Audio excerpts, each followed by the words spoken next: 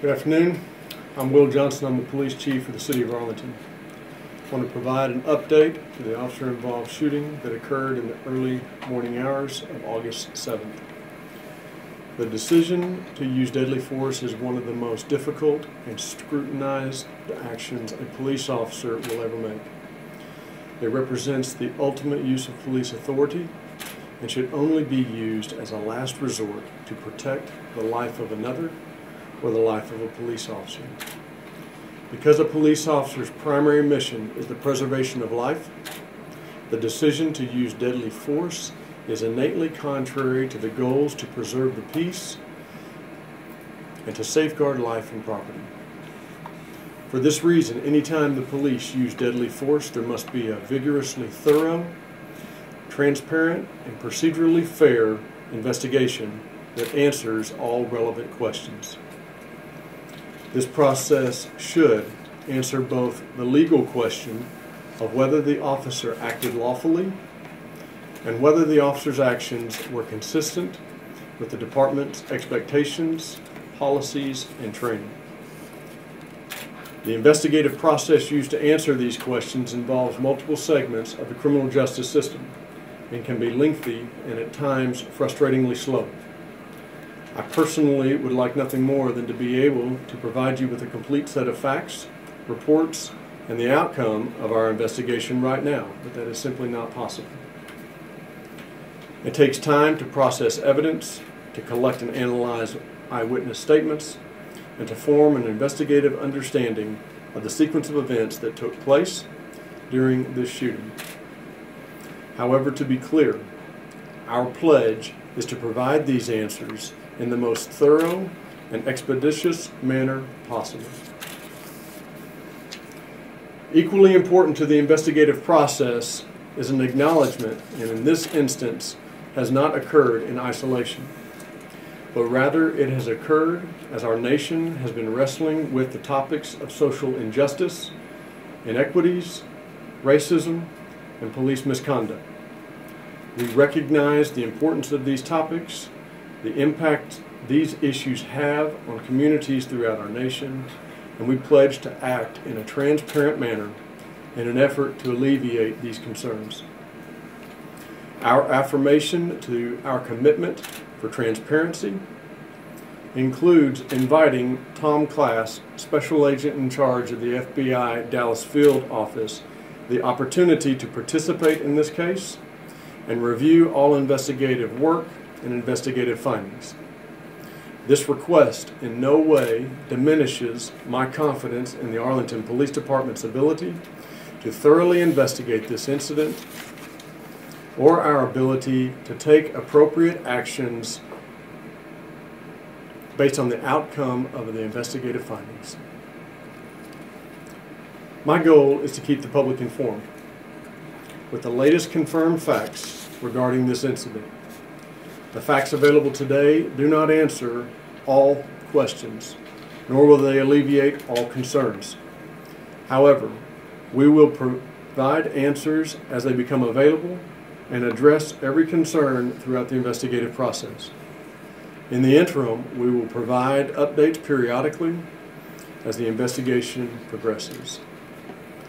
Now for the facts as we know them for the August 7th shooting. We received a 911 call from a private security company that monitors the Classic Buick GMC dealership in the 1400 block of East Interstate 20 at approximately 1:05 a.m. on Friday morning. The security company reported a possible burglary and reported a suspect was damaging a car in the parking lot. The security company was monitoring the suspect, later determined to be Christian Taylor, via video surveillance. As officers began to arrive at the dealership, they did not see Mr. Taylor immediately. A few minutes after arriving on scene, an officer observed Mr. Taylor freely roaming inside the dealership building. More officers arrived and began to surround the building in an attempt to contain and arrest Mr. Taylor for what they believed to be a felony burglary and progress. As officers established a perimeter, they noticed a dark-colored Jeep had been driven through a glass door that led into the showroom floor. As officers stood outside the building, they made verbal contact with Mr. Taylor through the glass wall, instructing him to lie on the ground. Mr. Taylor was not compliant, and he fled to the southwest portion of the building, where officers observed him trying to force his way through a locked glass door. At this point, two officers, a field training officer of 19 years of service with the City of Arlington, and Officer Brad Miller, a recruit officer nearing completion of field training, entered a showroom in an attempt to arrest Mr. Taylor.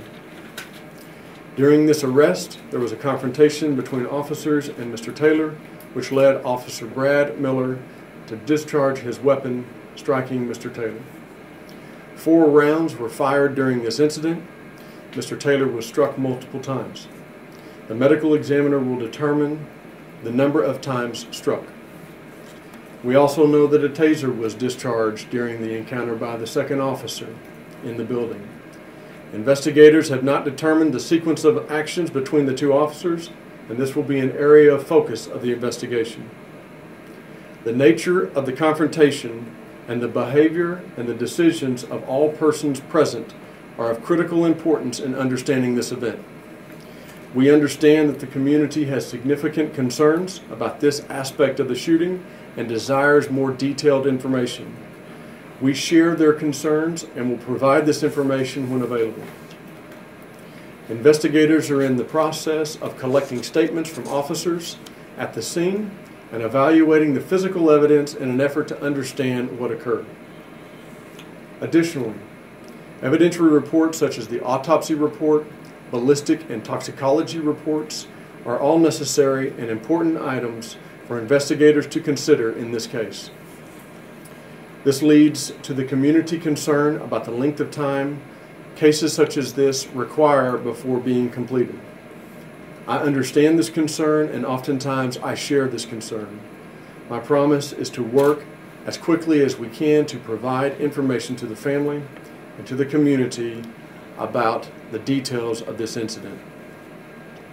As I stated earlier, we are dealing with a complex investigation that relies on the work product of multiple agencies within the criminal justice system. We are working within a complex set of legal framework concerning both criminal and administrative law.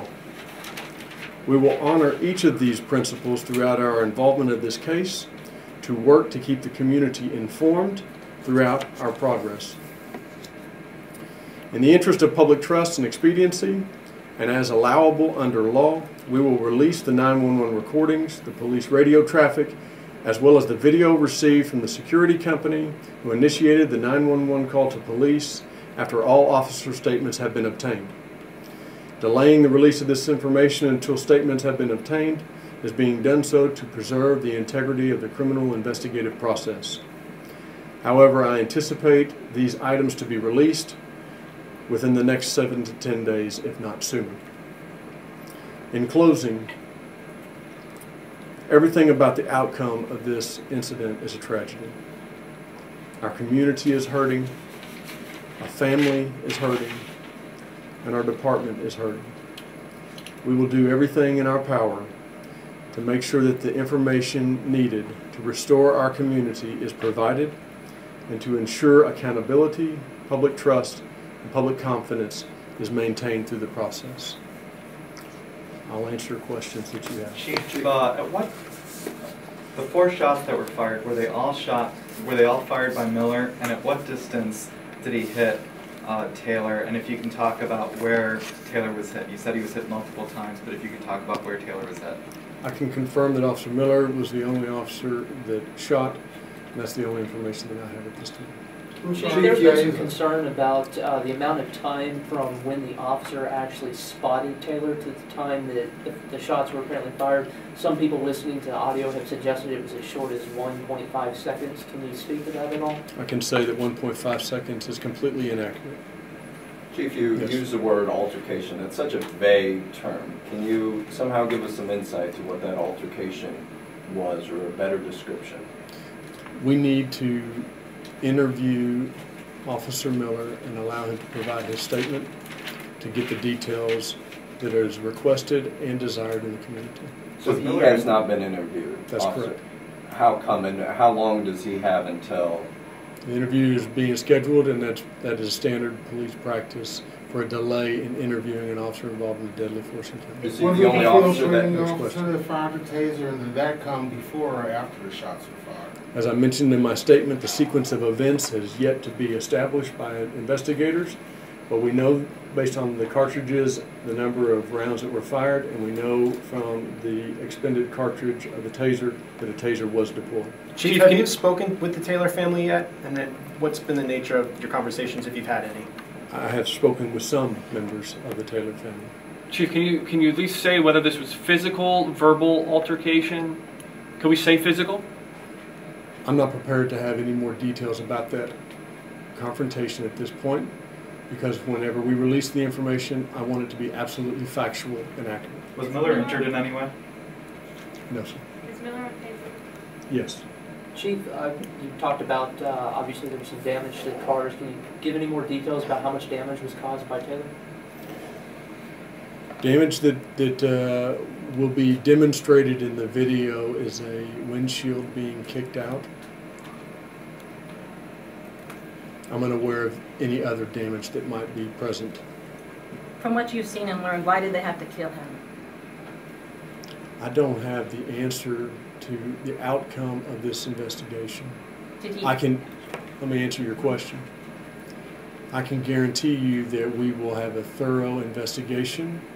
If this was not justified or authorized under the law, there will be consequences.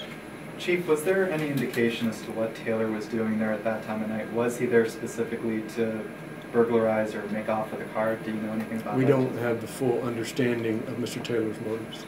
Besides the details of actually what happened, can you walk us through the decision an officer has to make when they must use deadly force? The decision to use deadly force is governed by a variety of items. Graham v. Connor is the Supreme Court case law that governs the use of deadly force by police. But it's a very difficult decision, and part of the process that we will undergo in this investigation is to determine the lawfulness of that decision. Chief, how close did Taylor get to either of the officers? Do we know that? Again, I think you've asked me that once before. I don't have that information to share. Do you know if he threatened the officers in any way? No, ma'am, I do not know. Chief, as a police trainee, do you refer to the veteran officer in a scene like this before you fire a weapon? Is that typical when there's a police trainee in a situation with a veteran officer? What is the protocol for that? Now, if I understand your question correctly, should a police officer in field training defer a decision to their field training officer before acting? No, sir, they do not. They are fully trained, fully empowered police officers for the state of Texas by the time they graduate the academy. This is formalized on-the-job training that is progressive in nature as they proceed through the field training program. This officer was nearing the end of the field training program and to nearly completion.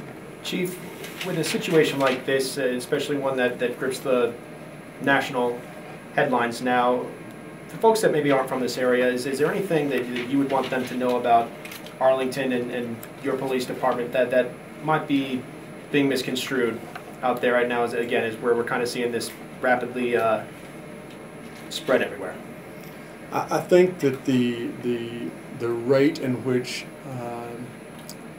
information or misinformation transcends across social media and is communicated is a direct result of the importance that this topic has in America right now.